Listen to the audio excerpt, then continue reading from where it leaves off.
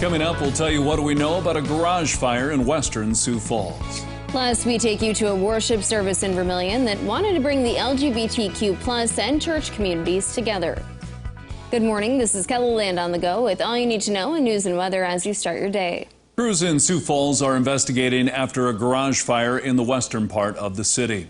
Around 8:20 Sunday night, Sioux Falls Fire Rescue was called to a home in the 1700 block of South Paisley Lane for reports of a fire. Firefighters first on scene found smoke and fire coming from a garage attached to the home. All residents of the home had got out safely before crews arrived.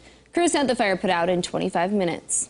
South Dakota's Highway Patrol is investigating after a deadly crash south of Woolsey, South Dakota. Around 1 o'clock Sunday afternoon, a car heading south on Highway 281 collided with a northbound pickup that was in the wrong lane. The 77-year-old driver of the pickup was taken to the Huron Hospital where he died. The 66-year-old driver of the car received minor injuries and was also taken to the hospital. That area of Highway 281 was closed for 5 hours following the crash. Sioux Falls police are investigating a two-vehicle crash that involved as many as 10 people, all of them juveniles. The crash happened just after 1:30 Sunday morning, south of 57th and Minnesota. First responders extricated the teen driver trapped in one of the vehicles. 3 people were taken to the hospital. The other 7 were treated at the scene. Police closed the area to traffic for 2 hours following the crash. A rescue operation in Lincoln County has come to a tragic end. A dive team recovered the body of a 10-year-old boy from the river near Hudson, South Dakota, Saturday night. First responders from multiple counties were dispatched to the area earlier in the day to search for the missing boy in what authorities called a large-scale rescue operation. The Lincoln County Sheriff's Department posted its sympathies on Facebook after the boy's body was recovered and is urging the public to respect the family's privacy. A GoFundMe page in support of the family has already raised more than $14,000. The stated goal is $17,000. We've included a link to the page with this story right here on KELOLAND.com.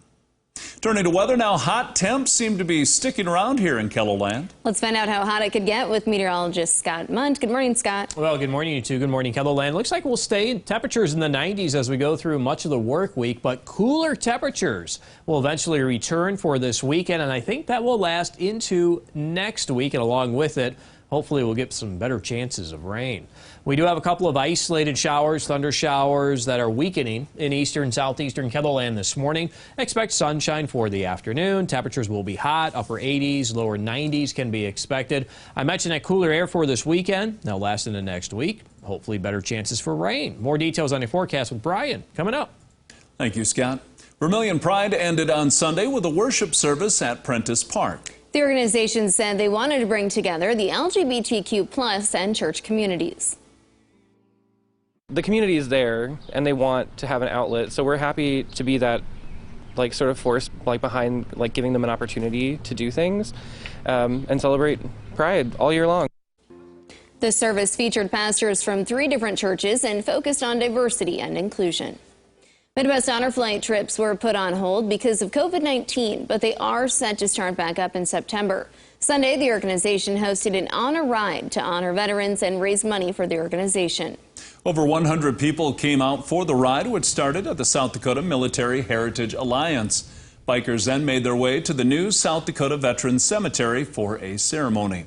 This is the first ever honor ride Midwest Honor Flight has hosted. Not really knowing what to expect when we started planning this spring, just to kind of put it out there and see. It's different than a poker run. You know, people, their registration fees are going to go directly towards flight. Yeah, we had some raffles and such, but all the money is going directly towards getting our veterans out to D.C. Midwest Honor Flight announced it will be partnering with the South Dakota Veterans Cemetery to provide wreaths for graves as part of Wreaths Across America, which will be in December.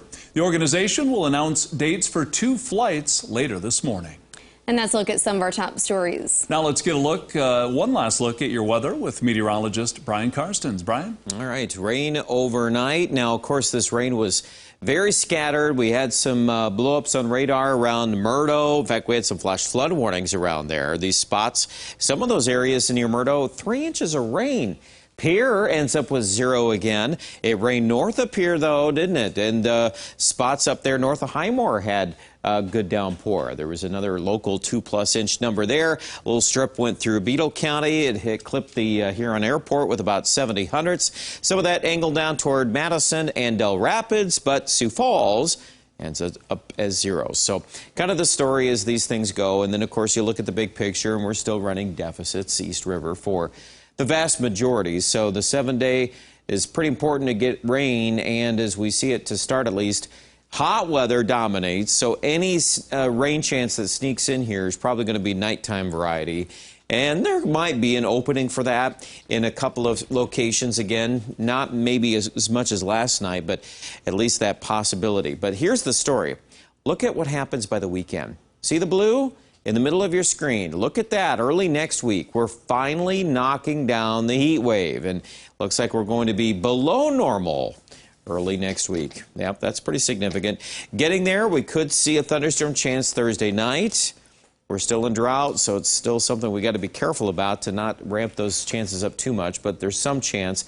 Boy, at 97, though, Wednesday and Thursday. Those are 2 hot days. Could see some more rain in the northern plains on Sunday as a more vigorous system comes in from the northwest. The question will be, how much moisture will there be in place ahead of that? And we've been pretty effective at scouring out deep moisture with several of these fronts. So well, at least the temperature's down. That's a good piece of news there for Aberdeen. 100 on Wednesday, then we drop and we get into the 80s. I think we'll actually get some 70s, very likely early next week in Aberdeen, and even Pierre could drop to that level. Rain chance right now we're holding off on until the weekend on that. And Rapid City. Now Rapid could even drop more than that. We might have a day in the 60s yet if we could generate some rain early next week. So prepare for the changes. We've got more details about that if you're interested. Storm Center update at KELOLAND.com.